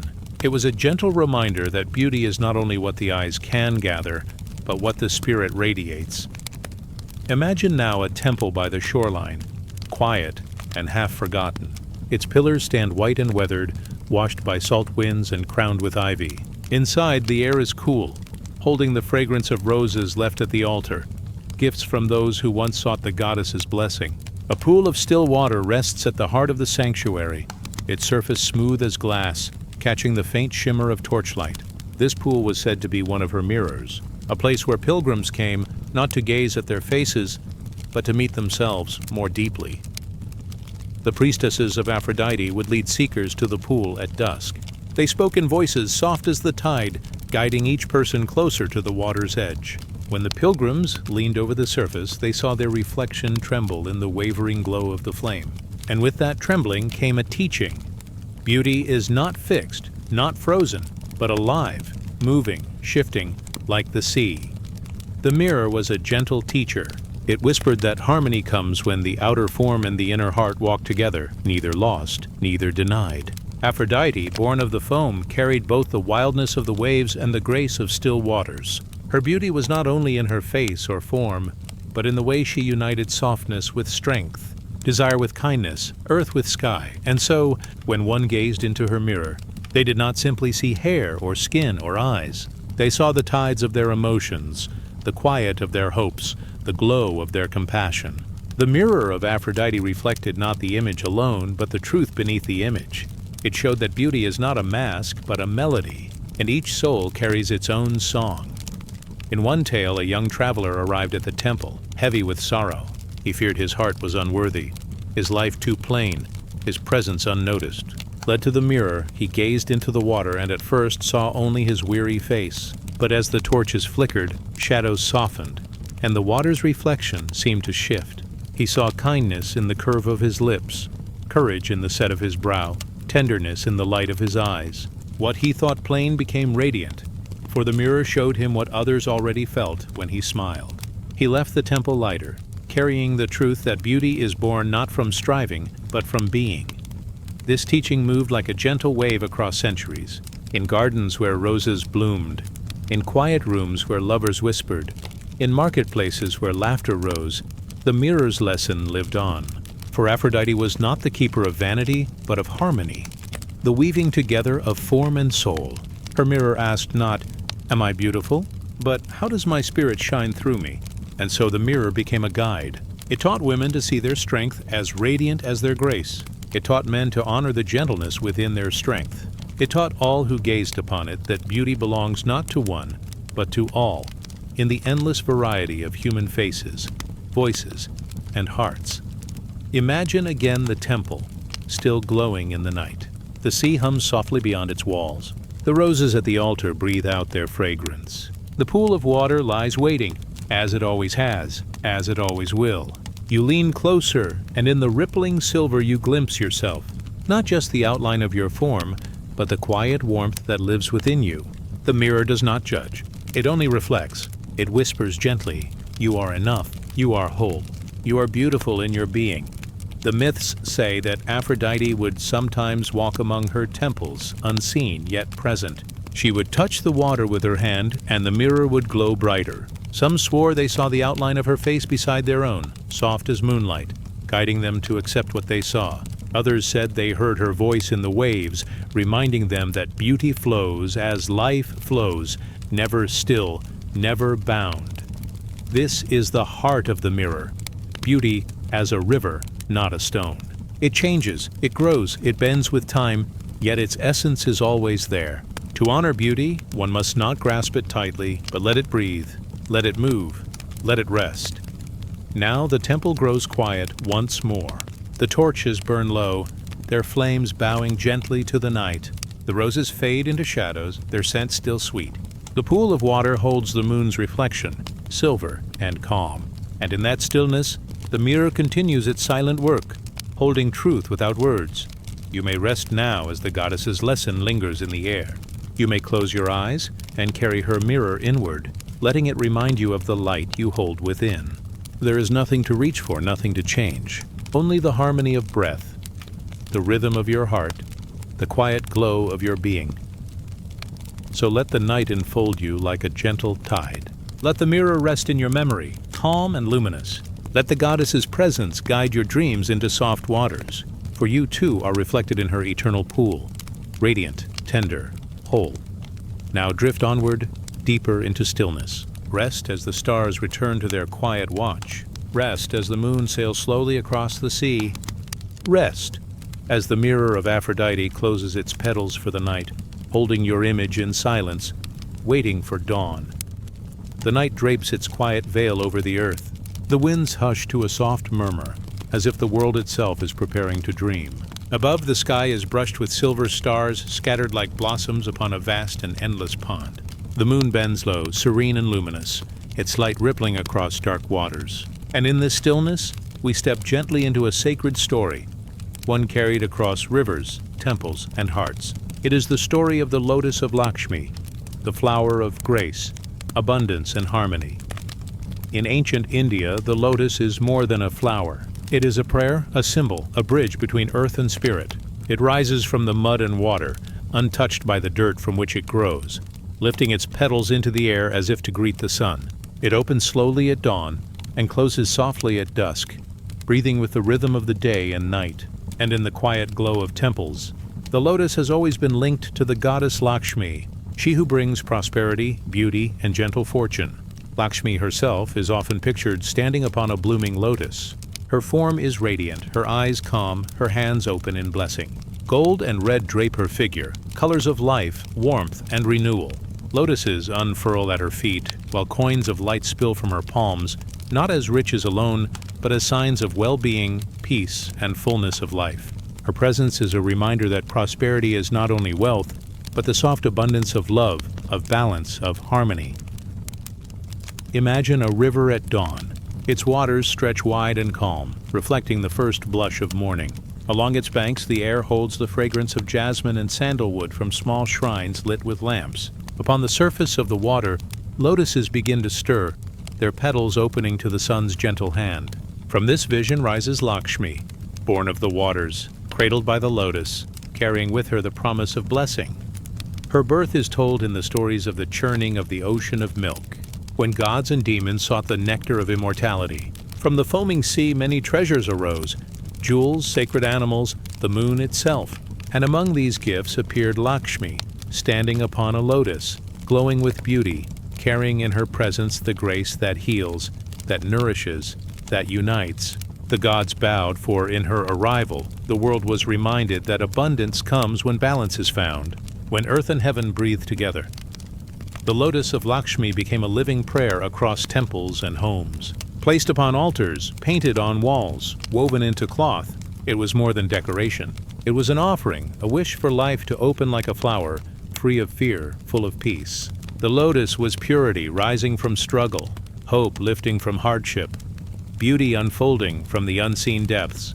To sit before Lakshmi's lotus was to sit before the truth that within all beings, even in mud and shadow, the light of grace is waiting to bloom.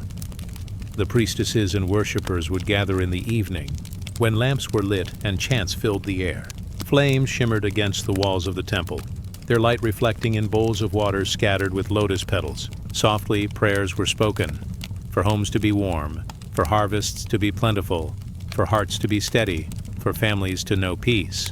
Each prayer was a petal, each offering a fragrance rising toward the goddess. And always, the lotus remained at the center, symbol of both the earth from which life rises and the heavens toward which it opens. A story tells of a farmer, weary from seasons of poor crops. He went to the riverbank and prayed to Lakshmi, offering what little he had, a single flower he found by the roadside. He placed it upon the water where it drifted quietly, carried by the current. That night he dreamed of Lakshmi, her face soft as moonlight, her hands open like unfolding blossoms. She did not promise him sudden riches, but she placed a lotus in his hands. When he awoke, he found the strength to till the soil once more, to work with patience, to trust the rhythm of the earth. And in time, his fields flourished, his family thrived, and he learned that abundance blooms not only from wealth, but from faith, effort, and grace. The lotus also carries the stillness of meditation. When sages sit in silence, eyes closed, they imagine the lotus within, unfolding petal by petal in the heart. Each breath opens another layer. Each moment of calm draws them nearer to Lakshmi's presence. The flower within is said to be the mirror of the soul, pure, radiant, untouched by the dust of the world. Lakshmi's lotus whispers that prosperity begins in this inner bloom. For when the heart is steady and full, the outer world reflects that peace. Now picture yourself walking into one of her temples at twilight. The air is cool, carrying the scent of incense and marigold. The floor is scattered with petals, glowing softly in the light of countless small lamps. At the center stands her image, Lakshmi upon the lotus, serene and eternal. The hush of prayer hums like a distant river, steady and soothing. You draw near the altar, and in the polished surface of a bowl of water, you see your own reflection mingled with floating blossoms. The lotus reminds you, beauty can rise even from the mud. Grace can unfold even in the darkest night. Abundance is not far, but already breathing within you. The lotus is also a rhythm. It opens with the morning and closes with the night. Its cycle is a quiet song of time, a reminder that all things bloom, rest, and bloom again. Lakshmi's lotus teaches patience, for even when its petals fold, the promise of light remains. Life, too, moves in such rhythms. Times of growth, times of stillness, times of flowering. The goddess's gift is not to rush these seasons, but to honor them, trusting that each stage carries its own blessing. When rivers swell in monsoon, the lotus floats unharmed, its stem steady, its petals unspoiled. So too does Lakshmi's lotus remind us that prosperity is resilience, the ability to remain pure, steady, untouched by the floods of worry or the storms of change. Its roots are anchored deep in the unseen, and yet it rises free, carrying only grace. It is both grounded and free, rooted and open. In this balance lies its secret, the same balance Lakshmi carries into every heart she blesses. Now, the night grows deeper. The stars shimmer like scattered blossoms across the sky. The river whispers in the dark, carrying lotus petals downstream, carrying prayers into the unseen. The temple grows quiet, its lamps flickering low, their reflections trembling upon the water. And within this stillness, Lakshmi's lotus remains open in your memory, calm, radiant, endless. Let it rest within you now, as a gentle seed of peace. Let its petals unfold with each breath, filling you with harmony. Let its fragrance soothe you, its beauty comfort you, its presence guide you into rest. For the lotus of Lakshmi does not fade with night. It lingers in the heart, glowing like a lamp in the quiet, reminding you of abundance already near. Close your eyes now and drift like a petal upon calm waters. Let the goddess's blessing carry you gently, softly into dream. Now rest as the stars return to their watch. Rest as the river hums its timeless song. Rest as the lotus of Lakshmi holds you in its bloom, cradled in grace, waiting for dawn. The night spreads wide across the steppe. A dark sea of grass sways in the cold wind, bending and rising as though breathing with the earth. Above, the stars are countless, sharp and clear, woven like silver beads across the endless black sky. The moon hangs low, pale and round, casting a cool light that glimmers on frost, stone, and stream. The air is hushed, broken only by the distant call of an owl and the faint rustle of dry leaves. In this vast silence, a sound begins to stir. Soft at first, like the heartbeat of the land itself, it is the low thrum of a drum carried by the wind echoing across the open steppe. The sound grows steady, each beat deep and round, as though touching both the earth below and the sky above. It is the drum of the shamaness, a bridge between worlds, a path of sound through which spirit and dream may travel. In the old lands of Siberia, where winter is long and the nights endless, the drum has always been sacred. Shamanesses carried it as their companion, their voice, their vessel, made from wood and skin, bound with care, painted with symbols of stars, rivers, birds, and trees. Each drum was alive, said to have its own soul, its own spirit that awakened when struck. To hold the drum was to hold a map of the universe, both seen and unseen. Its frame was the circle of the world. Its skin was the veil between this realm and the next. And its sound was the rhythm of all life, heartbeat, breath, wind, and wave. When the drum was played, it was not music alone. It was a journey. The shamaness would close her eyes, sit before the fire, and let her hands fall in rhythm, steady, slow, like footsteps on a hidden path. The people would gather, silent and waiting, for they knew the sound was not only for ears, but for spirits, for dreams, for the unseen companions of the night. The drum was often called the horse of the shamaness. With it, she could ride into the realms beyond the visible, soaring across the winds, diving into rivers of memory, climbing the branches of the world tree. Its beat was the hooves carrying her swiftly, carrying her gently, between the layers of existence. Each strike of the drum was a step closer to the hidden, a step deeper into the mystery. Sometimes she journeyed upward, toward the stars, to seek guidance from the sky spirits, to bring back visions wrapped in light. Sometimes she journeyed downward, into the roots of the earth, where ancestors whispered and old powers slept. The drum opened these roads, and the steady rhythm guided her safely home again. Imagine the circle of a tribe at night. The fire glows red, sending sparks into the air. Children lean against their mothers, their eyes heavy with sleep, their ears full of the soft thunder of the drum. Hunters rest in silence, their faces lit by flame, listening with hearts as still as stone. And at the center, the shamaness sways, her eyes half closed, her voice weaving with the beat, calling upon the spirits of sky, river, and forest. Her drum hums like the earth itself, and the people feel their dreams opening like wide fields. The drum was not for spectacle. It was for healing. When a child fell ill, the shamaness would play to call back the wandering soul, to soothe the spirit's unrest. When fear took hold, the drum's rhythm would calm, like the heartbeat of a mother against her child.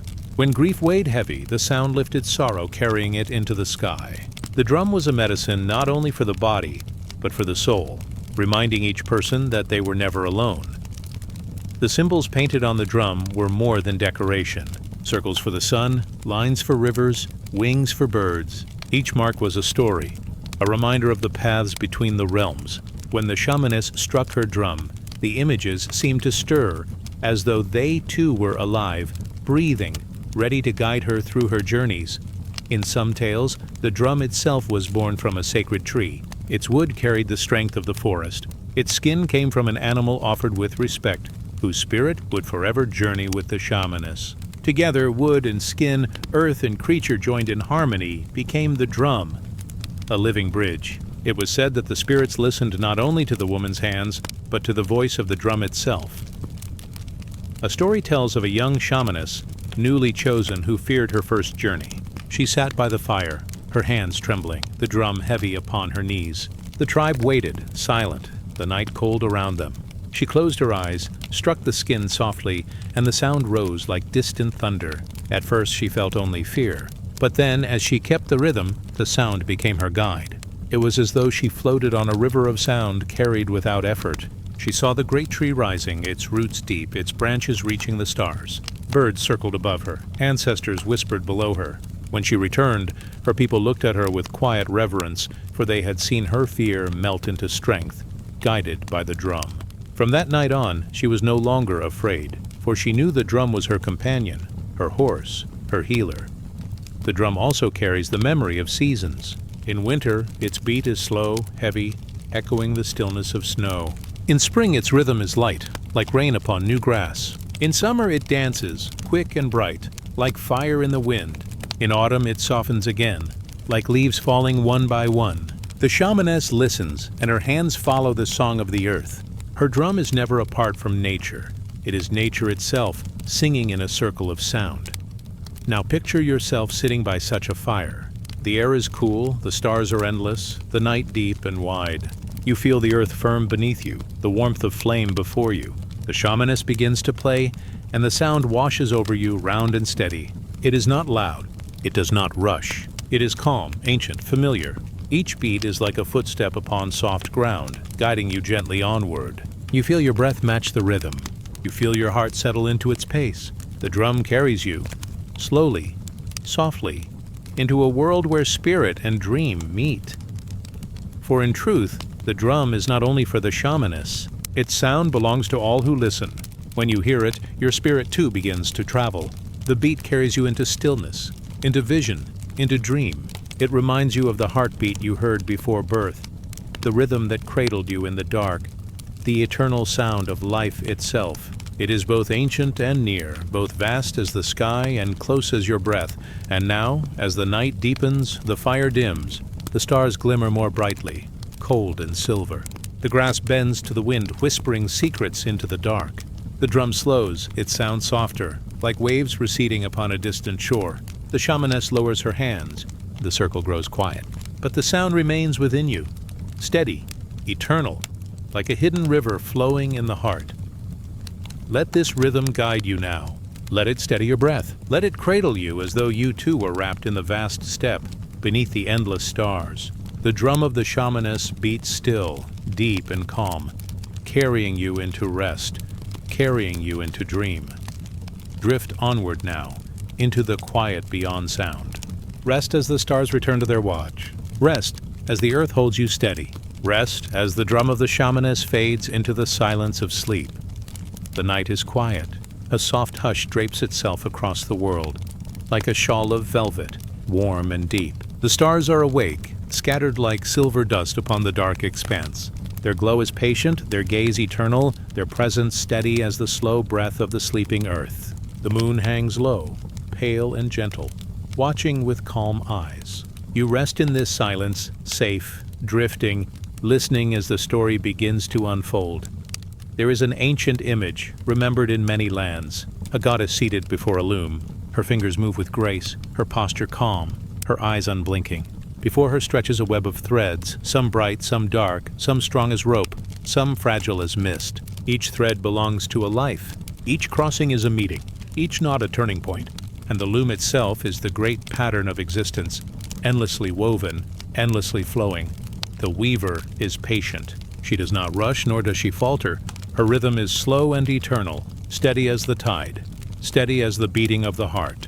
When her shuttle moves, the world shifts. When her thread passes, destinies touch. It is said that she does not choose the pattern with thought, but allows it to form as it must. Her weaving is not control, but harmony. Not command, but balance. Across different lands, she is known by many names. The Greeks spoke of the Moirai, the Fates, who spun and cut the threads of mortal lives. The Norse told of the Norns, seated at the roots of Yggdrasil, weaving destiny at the base of the world tree. In India, the goddess Maya stretched her veil, the fabric of illusion, where life and dream entwined. And in forgotten tribes, in quiet valleys, in mountain caves, people whispered of the grandmother spider, weaving the sky, the stars, the earth itself. Though her names are many, her symbol is the same, the loom, the web. The eternal weaving, picture her now. She sits in a vast hall, or perhaps beneath a great tree, or perhaps in the quiet chamber of the sky. Her loom hums softly as she works. The threads glisten in the starlight, strands of gold, silver, shadow, and flame. Some threads are long, stretching far into the distance. Some are short, yet bright as sparks. All are held within the great pattern. None are alone. Every thread touches another, crossing, twisting, binding in quiet harmony. When a new life begins, a new thread shines forth, delicate and fine. The weaver lifts it with care, finds its place, and gently ties it into the web. From that moment on, it will travel its path, crossing with others, weaving into the tapestry. When a life ends, the thread is not lost. It becomes part of the fabric forever, hidden in the depth of the pattern, still present, still belonging. The weaver does not hurry. Her work is eternal. There is no rush, no mistake, no waste. Even when a thread seems tangled, she finds a way to fold it into beauty. Even when a line appears broken, she joins it to another, creating strength from weakness. Her patience is boundless. Her art is infinite. The web itself is not flat, but endless in every direction. It stretches across the sky, across the soil, across the water. It reaches into dreams, into memory, into the quiet spaces of the heart. It is both vast and intimate, both cosmic and personal. To touch one thread is to touch the whole. To pull one knot is to move the entire web. This is the teaching of the weaver, that nothing stands alone, that each life is bound to another, that your thread, however small it may seem, is part of the eternal design. Each smile, each word, each act of kindness sends ripples along the threads, felt in places far beyond sight. Each sorrow, too, is carried, woven gently by the goddess into a pattern larger than pain. Once it is said, a wanderer asked the weaver why she wove at all. She smiled softly and said, "Because each thread longs for belonging. Because each life seeks connection. The web is love itself, woven into form." In some stories, the weaver hums as she works. Her song is low and soothing, like the sound of wind through tall grass, or the murmur of a river at night. It is not a song with words, but a rhythm, a breath, a heartbeat. And those who listen closely in their dreams may hear it, a hum at the edge of silence, a song that cradles all beings. Imagine yourself seated near her loom. The hall is quiet, the air gentle. The threads stretch out before you like stars, countless and glowing. You see your own thread, shimmering softly, moving among others. It does not stand alone. It curves, it twists, it crosses paths with many. Sometimes it shines bright, sometimes it dims. But always, it belongs to the whole. There is comfort in this. The knowledge that you are part of something vast. That even in moments of solitude, you are never truly separate. Your life is a thread among threads, woven into the great song, the great pattern, the eternal design. The weaver teaches patience, for the web is never finished. Each day adds new crossings, new knots, new strands of light and shadow. At times the pattern is clear, at times it is hidden, but always it grows. Always it unfolds. To live is to trust the weaving, to allow the pattern to form even when unseen, to remember that even the darkest thread finds its place, even the softest thread has its strength, and even the shortest thread holds its beauty. In the stories of the spider goddess, it is said that the stars themselves were her weaving, that she spun the sky from her threads, casting them wide across the heavens, that each star is a knot in her web, glowing with the fire of creation. And when you look upward on a clear night, you are gazing at her handiwork, her eternal tapestry stretched across the infinite. There is also the teaching of silence. The weaver does not speak much. Her wisdom is in her hands, her patience, her quiet presence. She reminds us that destiny is not loud. It unfolds softly, like the growth of a tree, like the drifting of clouds. The web grows not with noise, but with stillness, with the gentle passage of time. Now the night deepens. The stars burn steady. The moon drifts slowly westward, its light tender upon the earth. The loom hums softly still, the threads shimmering in their endless dance. You feel the web around you, within you, holding you steady. Your breath slows. Your body softens. The story drapes itself like a blanket across your thoughts. Rest now within the web of the weaver. Rest knowing your thread is safe, your place secure. Rest as the goddess continues her quiet work, weaving the dawn, weaving the dream, weaving the endless sky. Let us drift onward. Let us rest as the stars return. Let us sleep within the gentle weaving of the night. The night is gentle. The stars lean low, like lanterns hung above a sleeping garden. A breeze whispers across the horizon, carrying with it the quiet scent of earth after twilight. The moon is round, whole, a silver circle in the sky. Its light is calm, soft as a mother's touch, steady as the rhythm of breath. Here begins the story of the circle, oldest of symbols, cradle of the goddess, eternal and unbroken. The circle has no beginning. It has no end. It is the path of the sun across the heavens. It is the moon in her phases, always returning, always whole. It is the horizon, the ring of earth embracing the sky. It is the womb, the seed, the roundness of the seasons. The circle is life itself, unbroken, returning, eternal.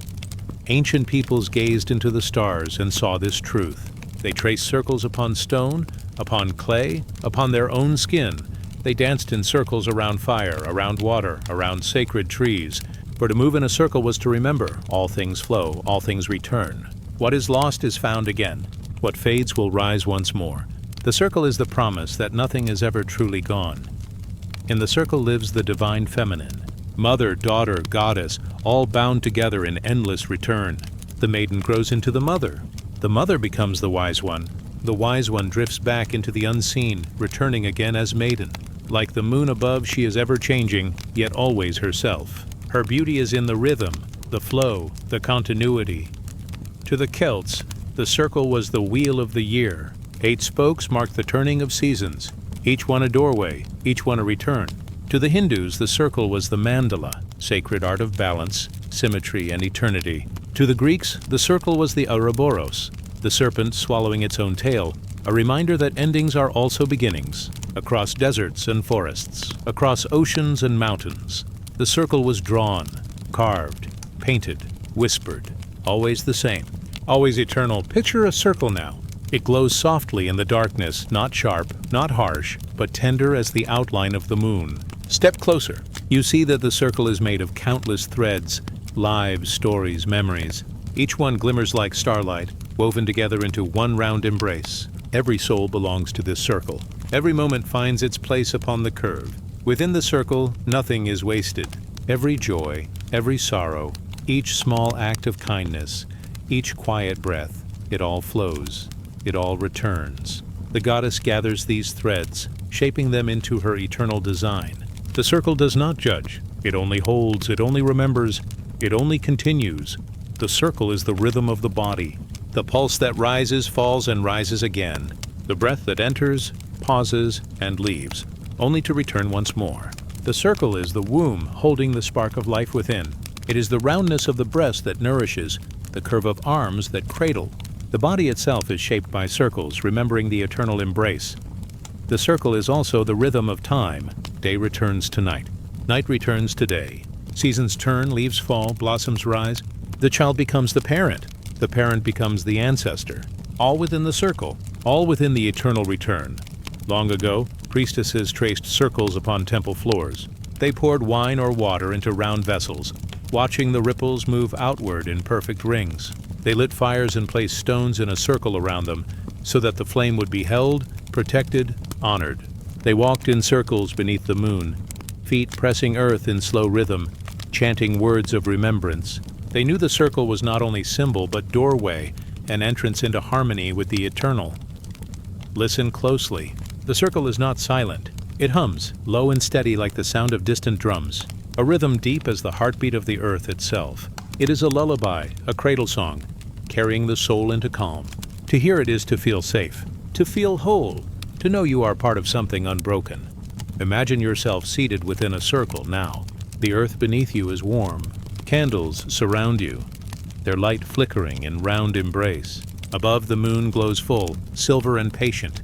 You are not outside the circle. You are the circle. Your life, your breath, your memories, all curves upon the eternal ring. The goddess herself is the circle. She is the cycle of birth, growth, death, and return. She is the rhythm of tide and star. She is the fullness of the moon, the roundness of the seed, the turning of the seasons.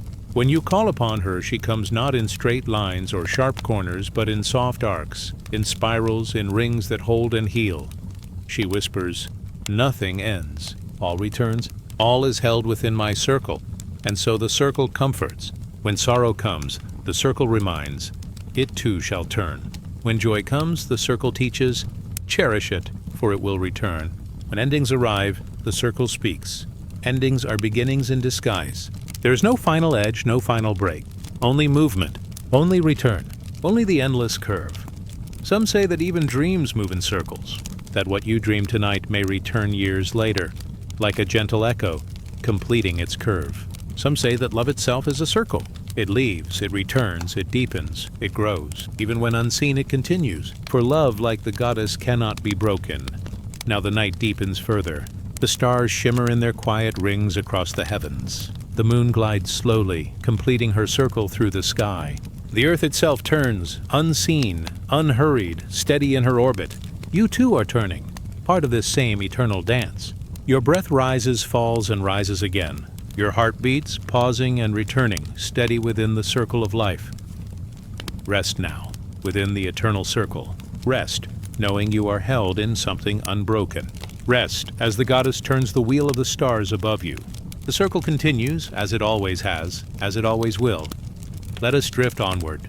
Let us rest as the circle closes and opens and closes once more.